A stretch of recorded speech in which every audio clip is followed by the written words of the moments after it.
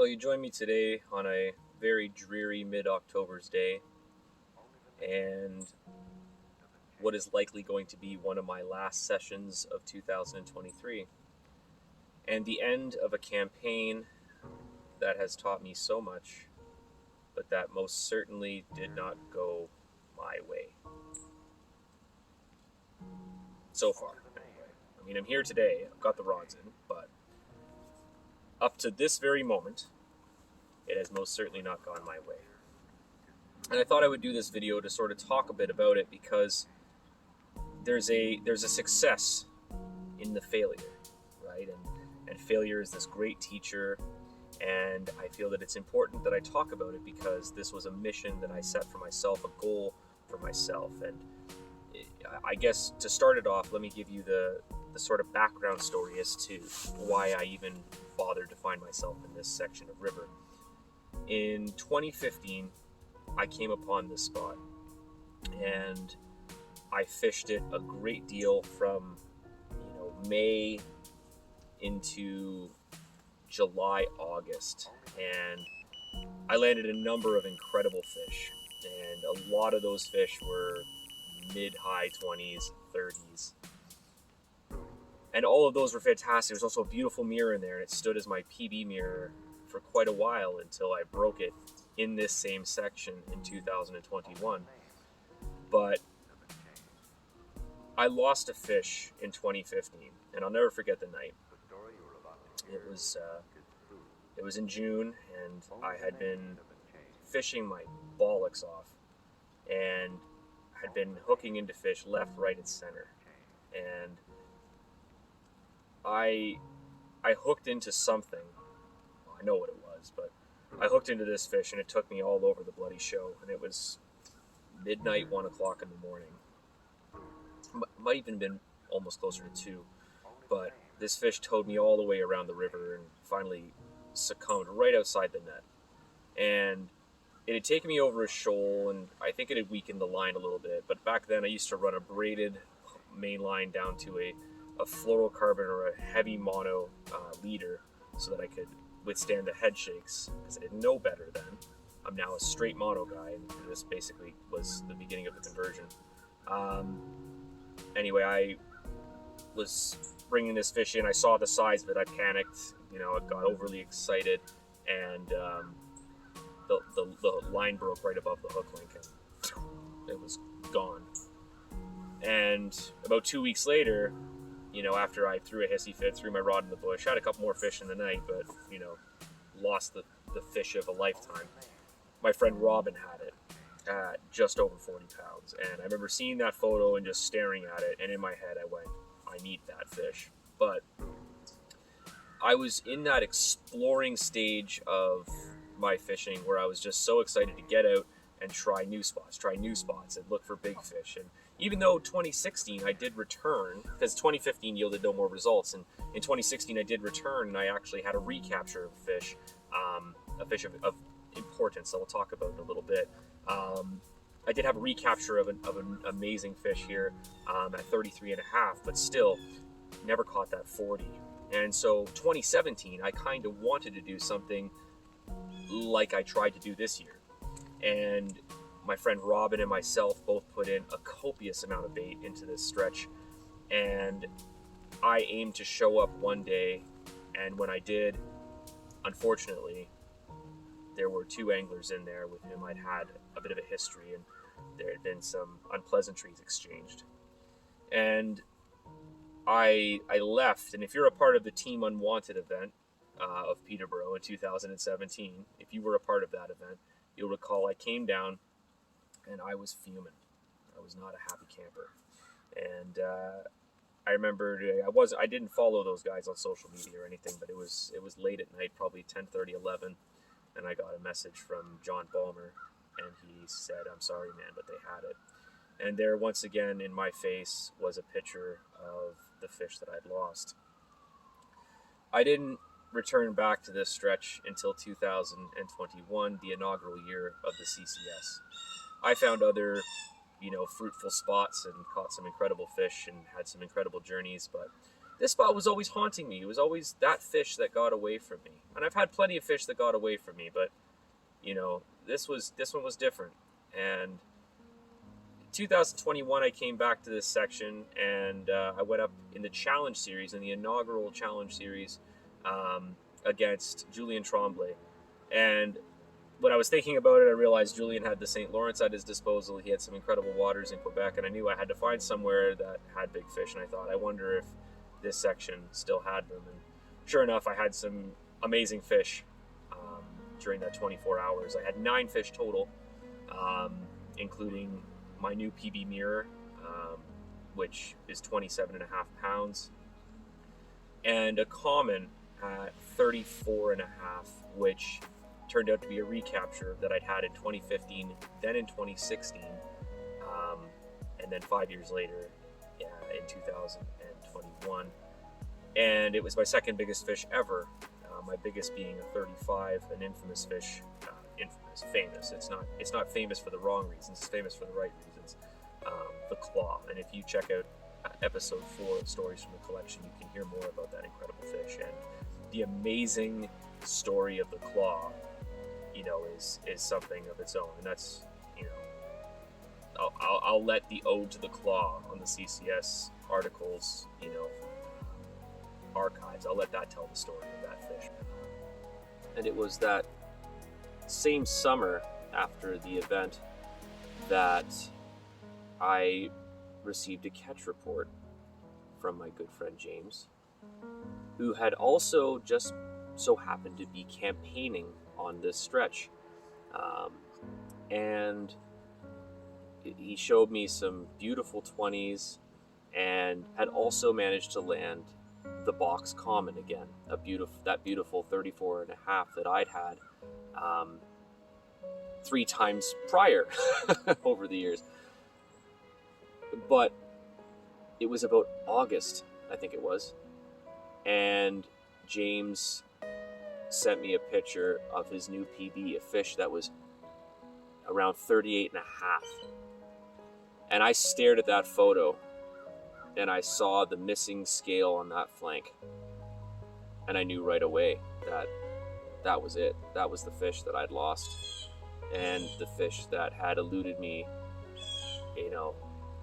for all this time. It was the one that Robin had landed. It was the one that those gentlemen had. It was a fish that was once 40 and it was 38.5. And I'd learned, from the claw that when you start to see that decline in size, it's really only a matter of time before that fish is no more. I had that incredible session here, but I wasn't living really locally to this area. So by the time I'd, had that session, I had other ideas and I had other campaigns in mind. And, for the rest of 2021, I had a great season. 2022, I had a really good season right up until the end. I was really struggling in the fall. And it was basically a year ago around now, when the SSF was taking place. I was down at a spot in Buckhorn, and I was teamed up with Sean and Alicia. And I hooked into a fish with 5 minutes remaining before midnight. I'm assuming that's drifting weeds. I've gotten used to that. 5 minutes before midnight, I hook into this fish, and it breaks me off. And it felt like an absolute bulldozer. It felt like such a good fish, and I knew, I was like, that could have been the one that put us in the top 3. And anyway, it was a disappointing loss, and I kind of went right into this mindset of, and I don't know why, but I just suddenly went, you have unfinished business. What are you doing? And so from that moment onward, I've been fishing this stretch. I finished off my 2022 season blanking my bollocks off on this section of river, and knowing that I'd never really done well here in the fall anyway, historically.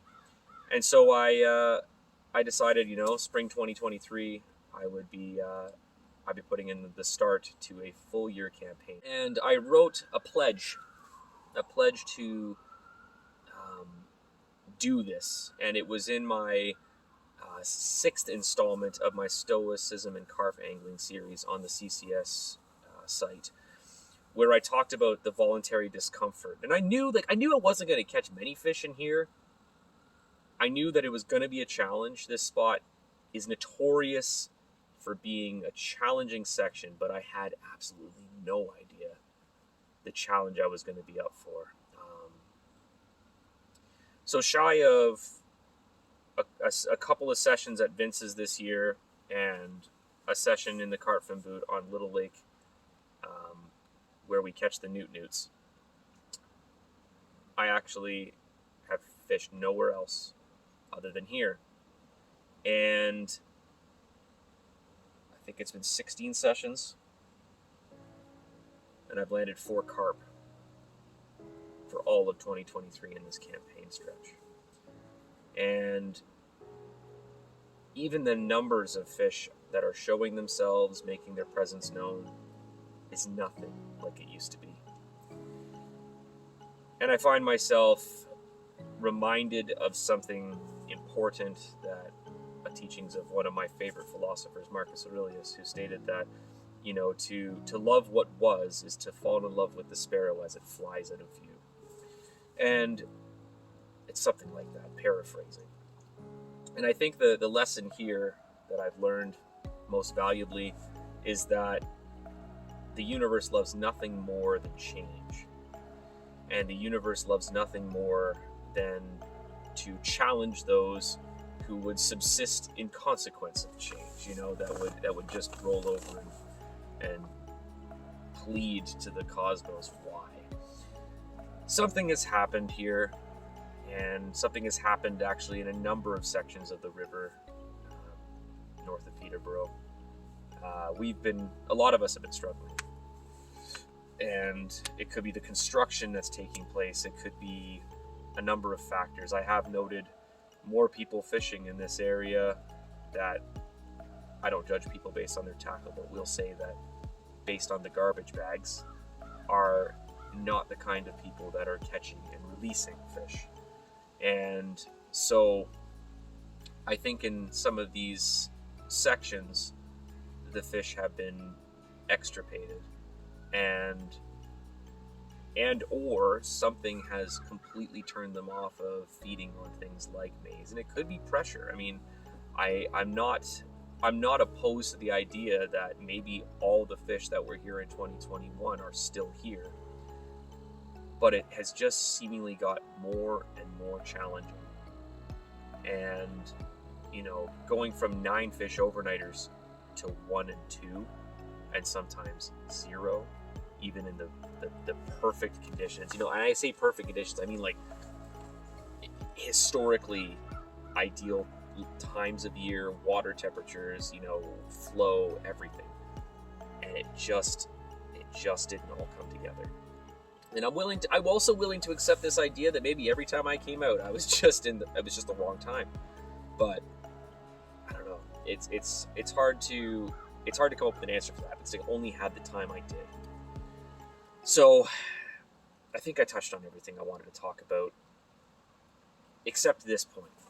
And that's that next year I won't be putting myself through anything quite like this. And I feel that we as anglers feel we need to put ourselves through a little challenge like this every so often to, make it interesting, but also to, for me at least, it's making me appreciate every fish I catch. And I could not have been more aware of that than when I was at Vince's for my 30th birthday this year. So I want to thank Vince, I want to thank Conrad, and I want to thank Amanda for, making that possible, and for making it just such an amazing weekend. And, I would love to say that, this campaign was a fruitful one, but I walk away from here with some very valuable lessons, and I walk away aware that I did everything that I could with the time that I had. And I mean, the rods are in right now. And, that's what matters. I'm here.